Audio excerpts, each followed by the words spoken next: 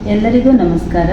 ಜಿಲ್ಲಾ ಶಿಕ್ಷಣ ಮತ್ತು ತರಬೇತಿ ಸಂಸ್ಥೆ ಕುಮಟಾ ವತಿಯಿಂದ ಮಾನ್ಯ ಪ್ರಾಂಶುಪಾಲರ ಮಾರ್ಗದರ್ಶನದಂತೆ ಇಂದು ECC ತರಗತಿಗಳ ಶಾಲಾ ದಿನಚರಿ 2026-27 ಇದನ್ನು ಪರಿಣಾಮಕಾರಿಯಾಗಿ ಹೇಗೆ ಬಳಸಬೇಕು ಮತ್ತು ಈ ದಿನಚರಿ ಏನೆಲ್ಲ ಒಳಗೊಂಡಿದೆ ಎನ್ನುವುದರ ಬಗ್ಗೆ ಇವತ್ತು ನಾವು ತಿಳ್ಕೊಳ್ಳೋಣ.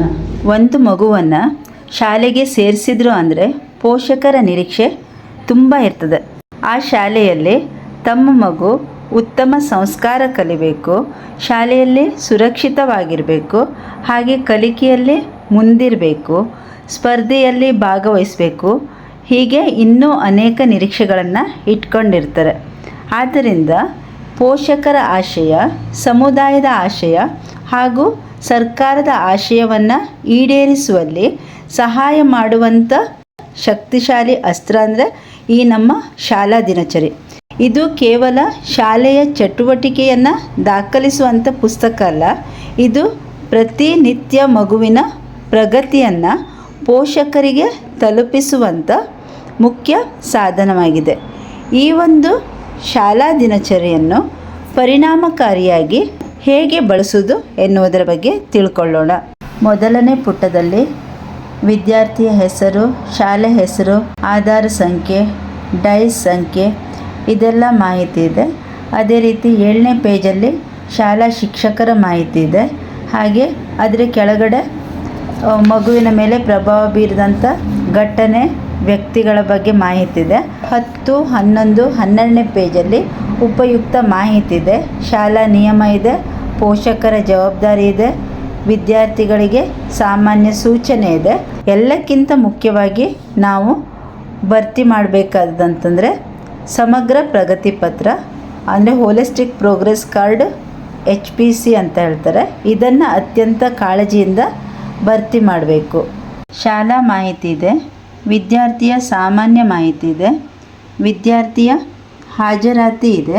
ನಂತರ ನಾನು ಮತ್ತು ನನ್ನ ಆಸಕ್ತಿ ಆ ಭಾಗದಲ್ಲಿ ಮಗುವಿನ ಹುಟ್ಟಿದ ದಿನಾಂಕವನ್ನು ಬರಿಬೇಕು.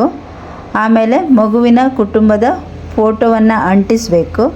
ಹಾಗೆ ಮಗುವಿನ ಹತ್ರ ಕೇಳಿ ಅವನಿಗೆ ಗೊತ್ತಿದ್ದರೆ ಮಗುವಿನ ಗೆಳೆಯರು ಯಾರಂತ ಕೂಡ ಬರಿಬಹುದು.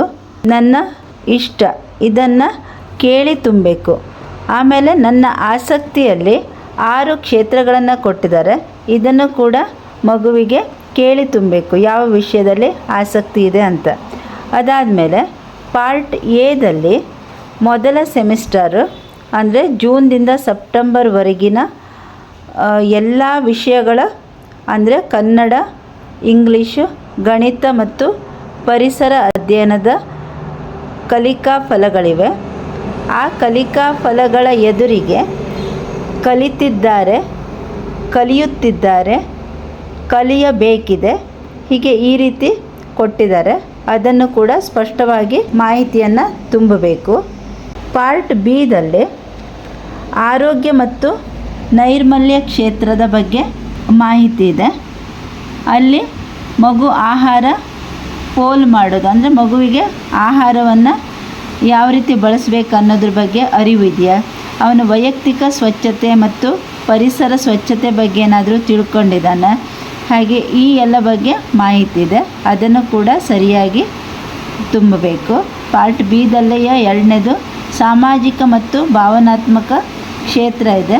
ಅಲ್ಲಿ ಅವನು ಗೌರವ ಕೊಡ್ತಾನೆ, ಭಾವನೆಗಳ ನಿರ್ವಹಣೆ ಹೇಗೆ ಮಾಡ್ತಾನೆ, ಮಗುವಿಗೆ ಸಹಕಾರ ಮನೋಭಾವ ಇದೆಯಾ, ಕ್ಲಾಸಲ್ಲಿ ನಿಯಮಗಳ ಪಾಲನೆ ಹೇಗೆ ಮಾಡ್ತಾನೆ, ಪ್ರಾಣಿ ಪಕ್ಷಿ ಇವುಗಳ ಬಗ್ಗೆ ಎಲ್ಲ ಅವ್ರ ಕಾಳಜಿ ಯಾವ ರೀತಿ ಇದೆ, ಈ ಎಲ್ಲವುಗಳ ಬಗ್ಗೆ ಈ ಸಾಮಾಜಿಕ ಮತ್ತು ಭಾವನಾತ್ಮಕ ಕ್ಷೇತ್ರದಲ್ಲಿ ತುಂಬಬೇಕು. ಅದಾದ ನಂತರ ಸೌಂದರ್ಯ ಪ್ರಜ್ಞೆ ಮತ್ತು ಸಾಂಸ್ಕೃತಿಕ ಕ್ಷೇತ್ರ ಅಂದರೆ ಮಗು ಸಂಗೀತ ಕ್ರಾಫ್ಟ್ ಮಾಡ್ತಾನೆ, ನೆಕ್ಸ್ಟು ಪ್ರಶ್ನೆ ಕೇಳ್ತಾನೆ, ಅಬ್ಸರ್ವೇಷನ್ ಹೇಗಿದೆ, ಈ ಎಲ್ಲವುಗಳ ಬಗ್ಗೆ ಏನು ಮಾಡಬೇಕು, ಸರಿಯಾದ ಮಾಹಿತಿಯನ್ನು ಅಲ್ಲಿ ತುಂಬಬೇಕು.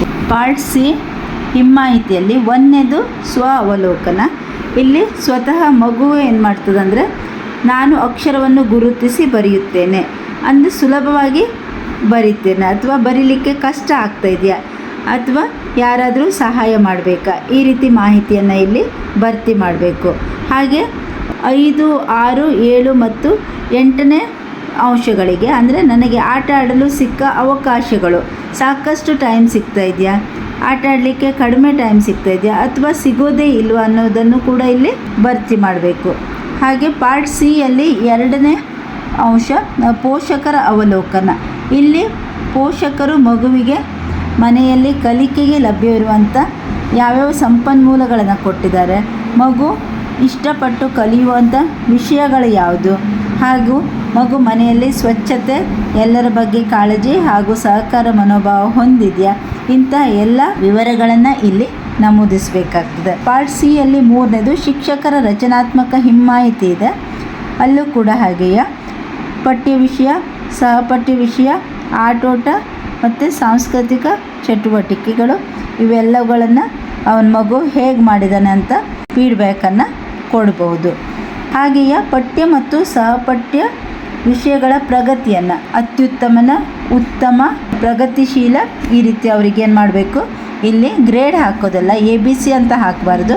ಅದರ ಬದಲು 5 ಸ್ಟಾರು, 4 ಸ್ಟಾರು, 3 ಸ್ಟಾರುಗಳನ್ನು ಕೊಡಬೇಕು.